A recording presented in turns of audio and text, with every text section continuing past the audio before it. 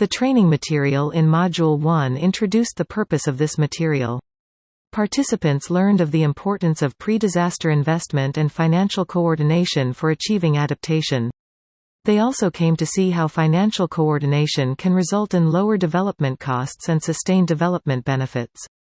With regard to funding, Module 1 explained that vertical integration in national and local development plans, horizontal integration in sectoral plans, and funding coordination should be carried out when aiming to obtain domestic funds. In order to utilize the donor funds, moreover, it is important to be flexible in responding to specific criteria and required explanations according to the fund types. ISO 14090 describes a series of processes for planning and implementing climate change adaptation. The processes, developed as an international standard, are expected to be widely used by developed and developing countries and central and local governments. Understanding the contents of ISO 14090 will help you understand the processes and frameworks necessary to promote the planning and implementation of climate change adaptation at the national and local levels.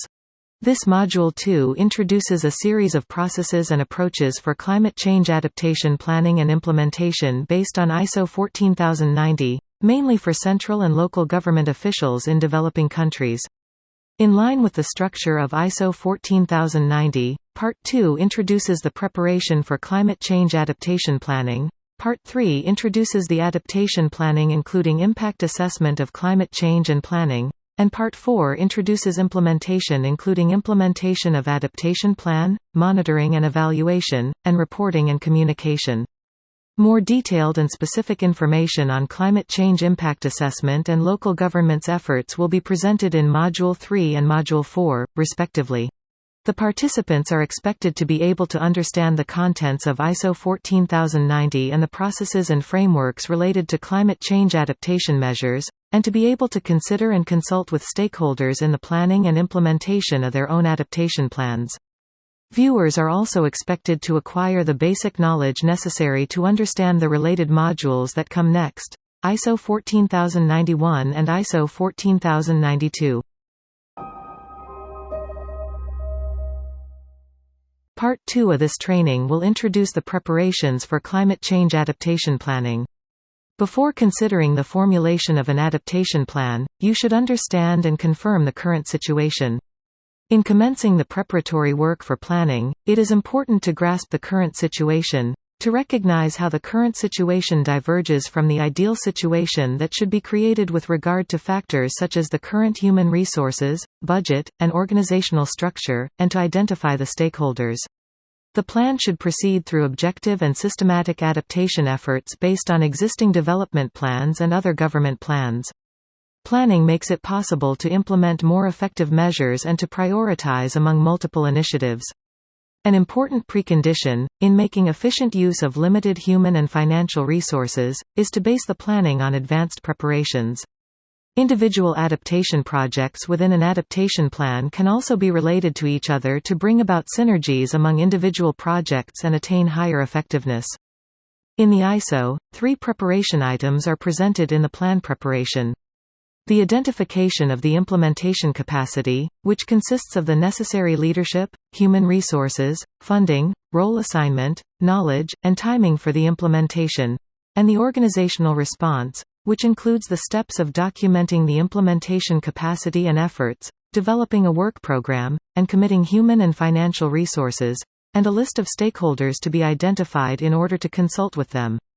This list includes stakeholders within the organization, including those in other departments, and stakeholders outside the organization, such as central and local government agencies, local community organizations, and private sector businesses.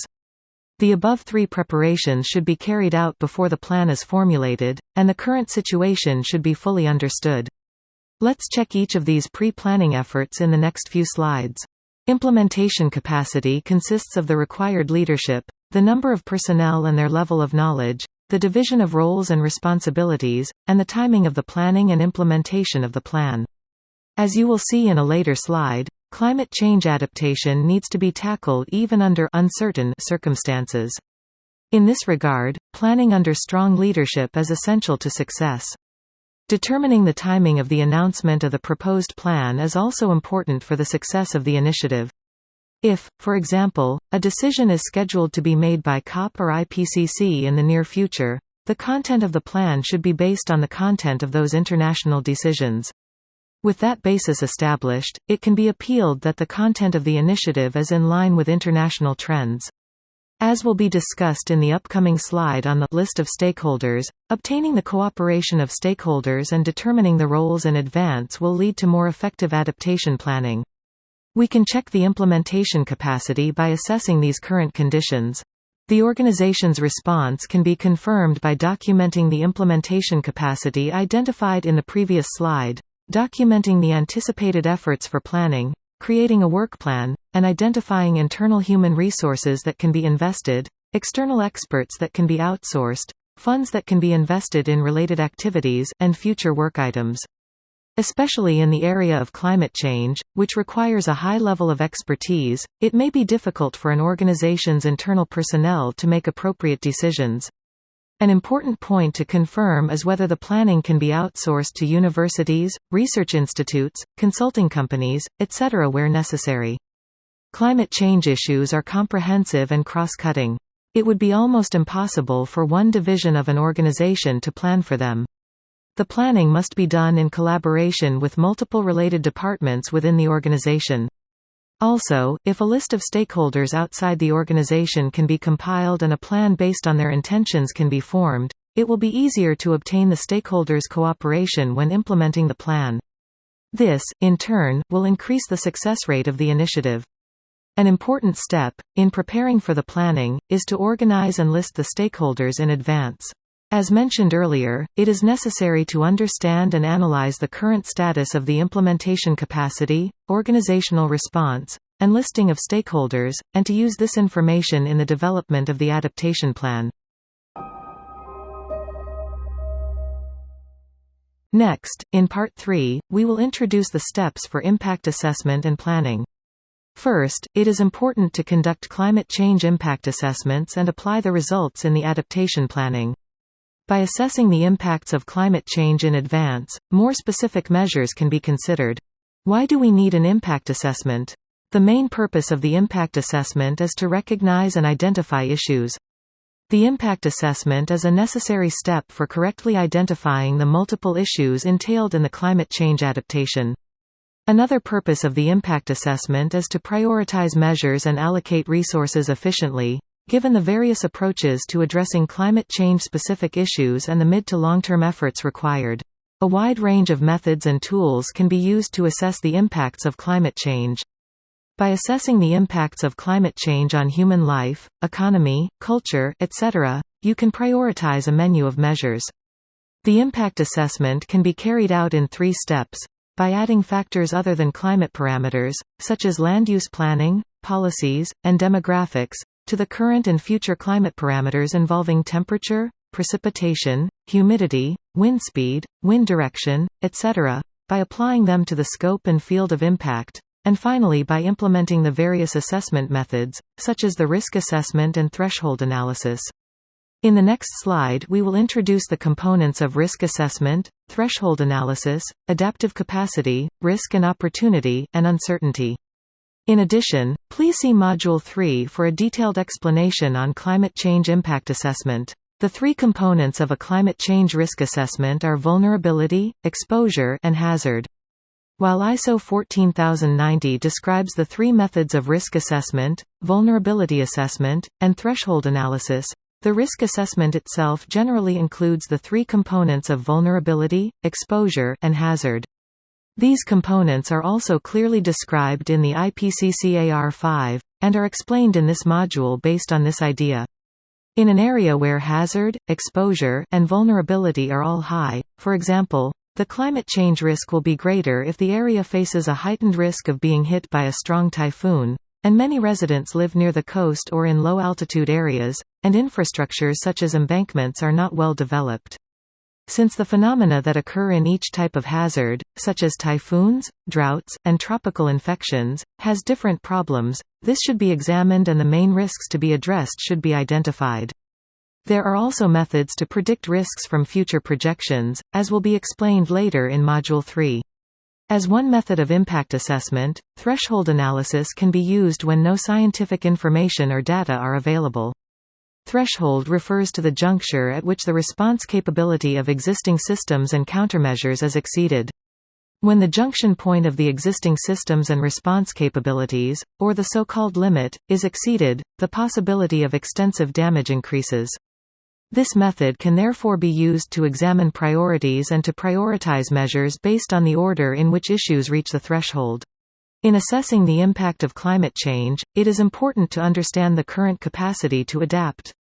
Funds are necessary for the implementation of adaptation measures. To make effective use of limited funds, it also includes funding for the experts conducting the impact assessments.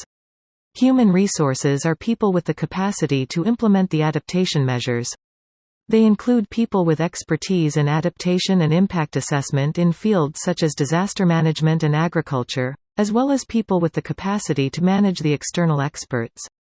Technology refers to the technologies enabling the adaptation measures. These include climate prediction techniques, hazard models for each type of weather hazard, and impact assessment models for each sectoral issue. Organizational capacity means the accumulation of knowledge that enables the organization to cope with changes in personnel. Organizational capacity is attained when governance is functioning properly, leadership is exercised within the organization, and the organization is capable of implementing adaptation measures.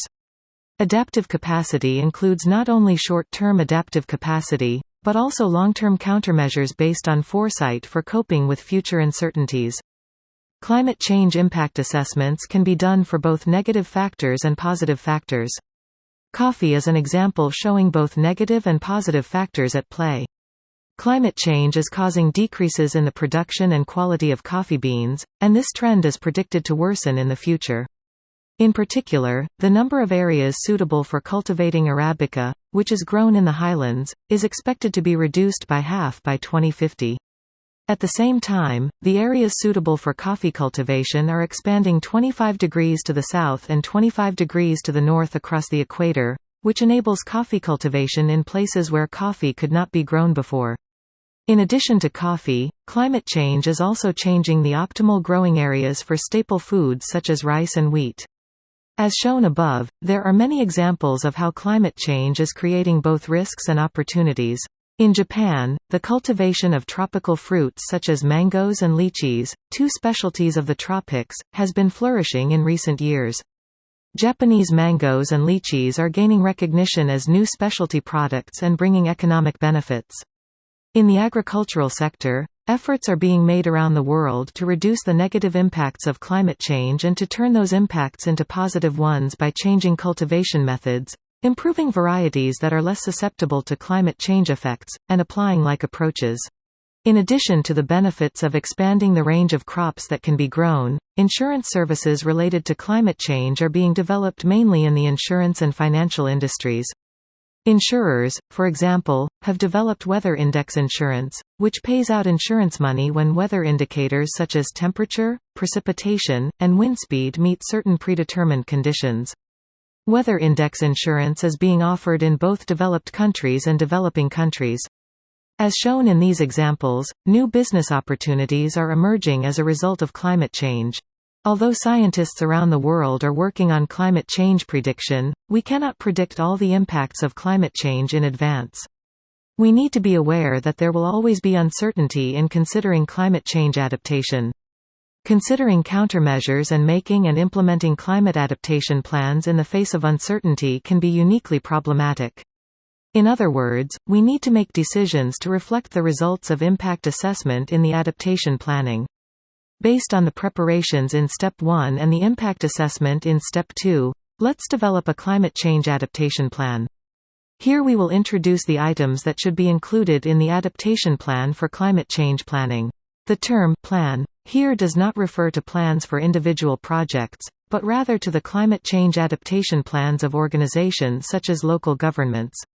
It also includes adaptation plans that are integrated into national and regional development plans and sectoral development plans. According to ISO 14090, climate change adaptation planning is based on the following considerations: identification of existing policies, strategies, and plans, identification of adaptation actions, selection of decision-making approaches, consideration of measures on a time scale. The following slide shows the work content of planning. Before developing an adaptation plan, you need to conduct a stock-taking process to recognize existing policies, strategies, and plans. Especially in the case of local governments, it is important to take into account the consistency with the national plans, policies, and strategies making up the upper norms, as well as existing institutional constraints and requirements. Identify the gaps between these current conditions and what you are going to work on. Note, also, that the following existing policies should be consistent with what you plan to do: other policies and strategies of the organization, national, regional, and local adaptation plans, policies, and strategies, national laws and local ordinances, national adaptation plans, international frameworks such as the UNFCCC and SDGs. The implementation of adaptation plans can be categorized into hard measures and soft measures. Hard and soft measures can be used in an integrated manner or combined in ways to achieve higher effectiveness. Hard measures include the construction of embankments and seawalls to cope with rising sea levels, and erosion control dams to reduce damage from landslides. Other hard measures include rooftop and wall greening to reduce the heat island effect, and soil surface improvement for rainwater management. Soft measures include training, evacuation drills, insurance, the revision of building standards, and the revision of land use plans. Adaptive pathways and decision mapping are examples of approaches that can be used for decision-making. Adaptation pathways are useful for analyzing the relationships between the results of multiple proposed actions. They can be used to select the best action to counter global warming effects by comparing multiple options. Crops, for example, the actions to consider might include A. Improving rice varieties, B. Building new irrigation facilities, and C. Shifting to other crops. Mapping is useful for describing the distribution and arrangement of elements, such as related events and measures, to get a complete picture. In the case of vegetable cultivation during drought, for example, maps describing the diversion of water from industrial water sources to secure water for agriculture, the purchase of vitamin supplements to prevent declines in a population's health due to vegetable shortages, or securing additional income by renting agricultural machinery to other areas in response to a decline in its operating rate, can show the relations between a current situation and countermeasures. The relationships and distributions of the actions can then be used to make decisions. Cost-benefit analysis is also a useful approach to developing adaptation plans. The budget is required to take measures, and measures that exceed the budget cannot be taken. Cost-benefit analysis measures the effectiveness of measures in monetary value, evaluates the cost of measures and the efficiency of measures, and helps to select the most effective adaptation measure from among multiple measures. There are many different types of multi-criteria analysis, but in general, the analysis identifies key players, including decision-makers, identifies the scope of the assessment, and lists alternatives for countermeasures. Then, the analysis selects effective adaptation measure from multiple alternatives by setting goals and criteria for each alternative, setting weights for each criterion and scoring. Each approach has its own features and characteristics. Let's select a decision-making approach and use it to make decisions after discussions with experts and related parties. ISO defines the short term as less than 10 years, the medium term as 10 to 20 years, and the long term as 21 years or more. Short-term measures are fact-based, i.e., measures to deal with problems that have already occurred. Medium to long-term measures are based on hypotheses and measures to deal with issues that include uncertainty, based on impact assessments that take into account future projections and require a certain degree of expertise. In the case of river flooding, for example, short-term measures include the introduction of an early warning system to determine evacuation advisories and instructions for residents in the expected flooded area. On the other hand, the collective relocation of residents to higher ground, rather than temporary evacuation, is considered a medium to long-term measure, because it requires a medium to long-term forecast, even if it responds to the same issue of river flooding. The consideration and implementation of long-term measures are also important elements of climate change adaptation measures. The following are the main items to include in an adaptation plan, as specified in ISO. Scope and boundary of the plan. Climate change information. Climate change impacts. Identification and analysis of stakeholders. Adaptive capacity. Adaptation actions. Implementation plan. Monitoring and evaluation. Reporting and communication. In some cases, the number of items may increase or decrease, or the contents may differ according to the entity that actually formulates the plan. The geographic impacts of climate change, especially weather-related disasters, are usually extensive. As a general rule, the area that a local government can deal with or has jurisdiction over is limited by boundaries of the administrative division where the local government is located. To cope with weather-related disasters affecting a wide area, it becomes important in the planning to coordinate and cooperate with neighboring local governments and to define the division of roles. In addition to ISO, the NAP guidelines of the UNFCCC are also helpful in developing adaptation plans.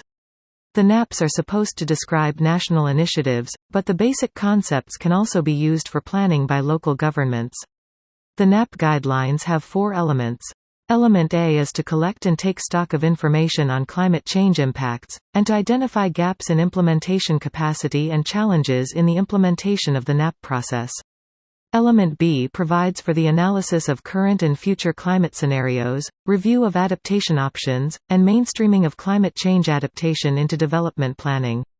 Element C provides for the prioritization of climate change adaptation in national plans, development of long-term adaptation strategies, strengthening of capacity for adaptation planning and implementation, and promotion of coordination and synergies with multilateral environmental agreements. Element D provides for the monitoring and review of the NAP process, continuous updating of the NAP, outreach, and reporting. It is important to refer to the above ISO and NAP guidelines and make arrangements according to one's own position, for example, by discarding or selecting as necessary, in order to develop an adaptation plan. In Part 3 we have introduced Step 2, Impact Assessment, and Step 3, Planning. We have also introduced the methods and types of risk assessment, the importance of understanding both risks and opportunities, and the importance of considering countermeasures after recognizing uncertainty. You have also heard about the following approaches in the planning: identification of existing policies, strategies, and plans, identification of adaptation options, selection of a decision-making approach, examination of short, medium and long-term measures. Part 4 focuses on Step 4, Implementation of the Adaptation Plan, Step 5, Monitoring and Evaluation, and Step 6, Reporting and Communication, as described in ISO 14090. Part 4 introduces the implementation of the Climate Change Adaptation Plan, and what should be included in the monitoring and reporting during and after implementation. By implementing activities in accordance with the developed plan, we can help reduce the climate change risks we are currently facing or will face in the future.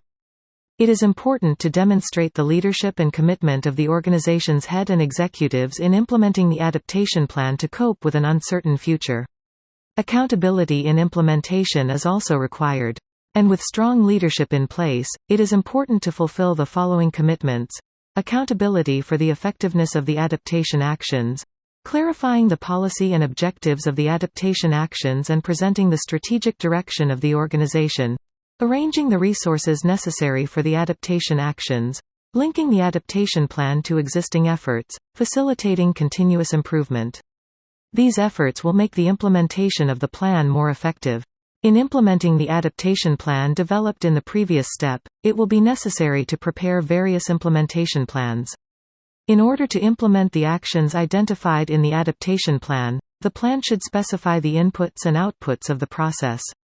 It should also specify the barriers to the realization of the plan and the measures to deal with them, such as the adjustments to be made when new findings or situations are recognized. Ideally, an adaptation plan should be developed first, and then implementation plans should be developed based on the content of the adaptation plan. There may be cases, however, where related plans have already been formulated. When existing related plans are encountered, you will need to work on mainstreaming adaptation so that the content of the adaptation plan can be reflected when revising or updating the plan, and to link this to the implementation of specific measures for adaptation through individual implementation plans. In developing an implementation plan, the following conditions should be ensured: the appropriate organizational capacity and resources to implement the adaptation actions are in place. The adaptation process is integrated into relevant policies, strategies, and daily business activities. The organizational structure in place clarifies the roles and responsibilities in implementing the adaptation actions. A process is in place for updating the implementation plan, as needed, to reflect the experiences gained during the implementation process. Timely dialogue with relevant stakeholders is maintained. It is also important to monitor the implementation process, develop indicators to check the progress of the implementation of the adaptation plan, and be prepared to take corrective actions on the implementation plan through monitoring and evaluation. Monitor the progress of the implementation of the adaptation plan as it proceeds. Decide whether to continue the plan as is, or to modify it, through monitoring and evaluation, based on the progress observed. Given the long-term nature of climate change, with all of its variables and uncertainties, the long-term outcomes of adaptation planning cannot be assessed in the short term. Monitoring and evaluation efforts should check the progress of the plan, the effectiveness of adaptation actions, and the cost-effectiveness.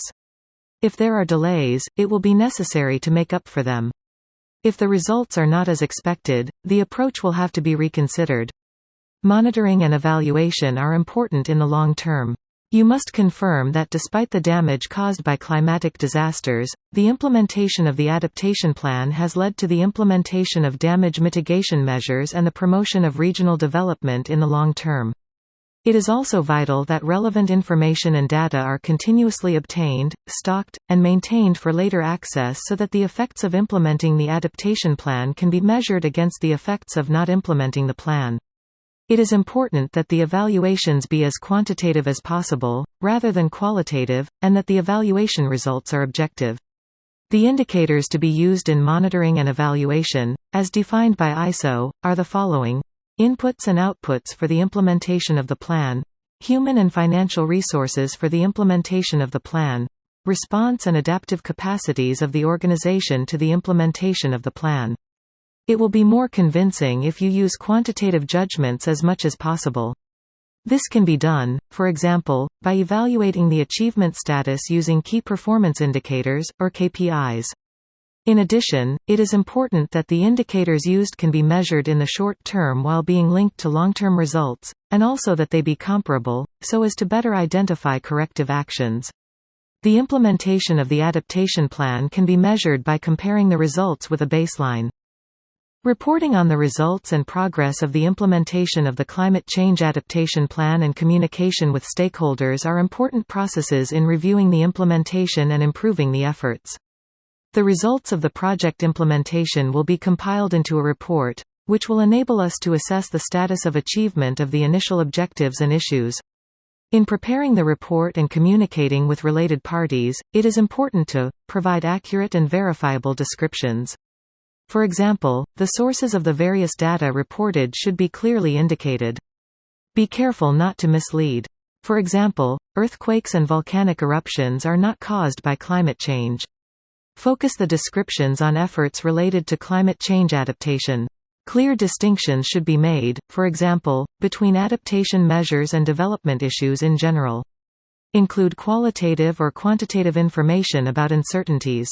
Instead of vague statements, such as, "the huge damage caused by climate change will increase in the future," include specific information. You could write, for example, according to the information in the IPCC Fifth Assessment Report, the sea level in Region A is expected to rise by 20 to 30 centimeters in 2050 compared to 2020. Let's take a report from the person in charge of adaptation issues to the head of the organization, as an example. Draft this report in the following way, with the following content included, with a view to securing the budget for the coming year. Be comprehensive and easy to understand.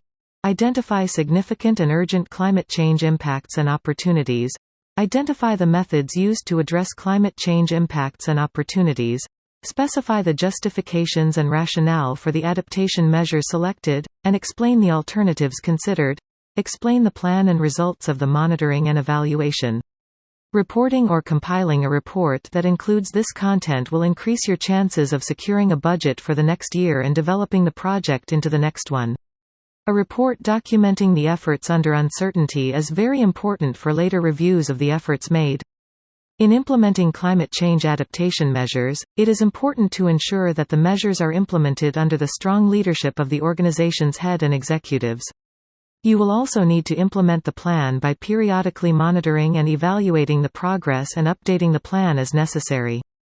The results of the initiatives should be compiled into verifiable reports and made public to promote understanding through communication with stakeholders.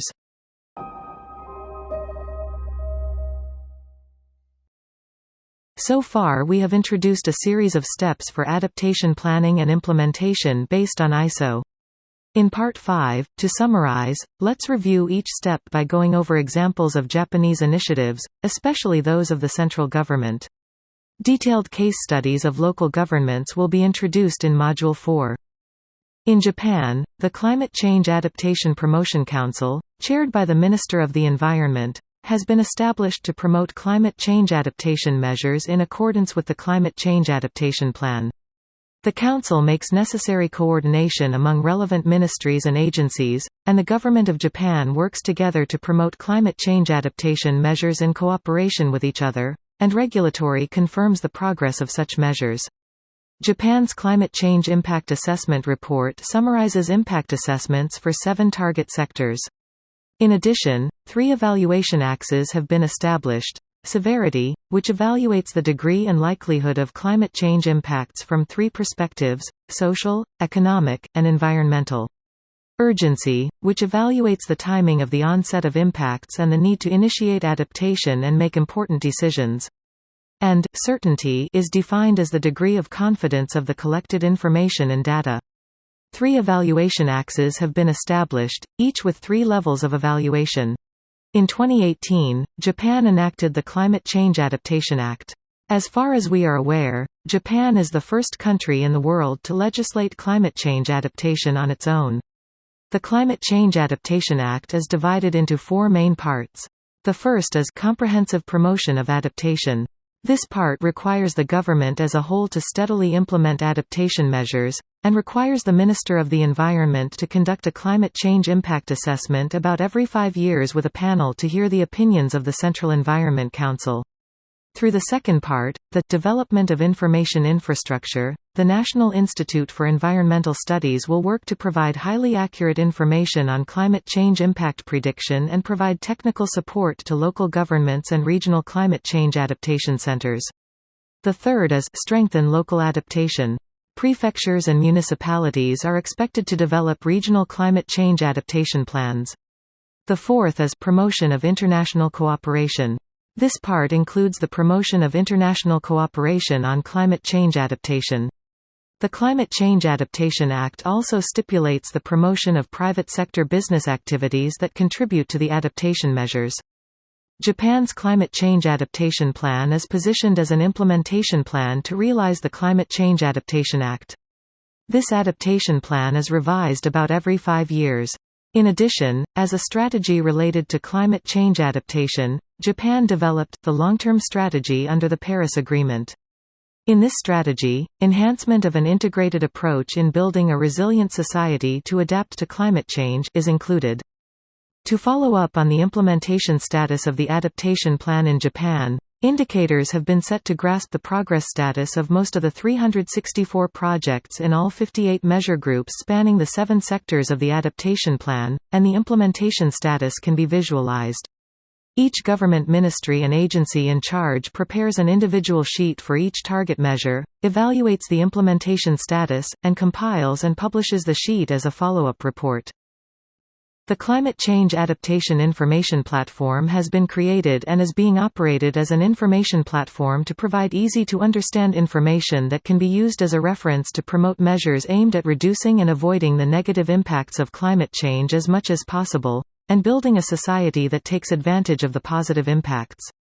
The National Institute for Environmental Studies, which operates A-Plat, is responsible for providing technical advice to local governments and regional climate change adaptation centers, according to the Climate Change Adaptation Act enacted in 2018. The institute fulfills its role as required by law by disseminating information on scientific findings and various adaptation initiatives through A-Plat. A plat provides accurate and verifiable data such as weather observation data, observation and statistical data of each ministry and agency, and data of WebGIS, and provides useful information for planning of adaptation plans and preparation of reports.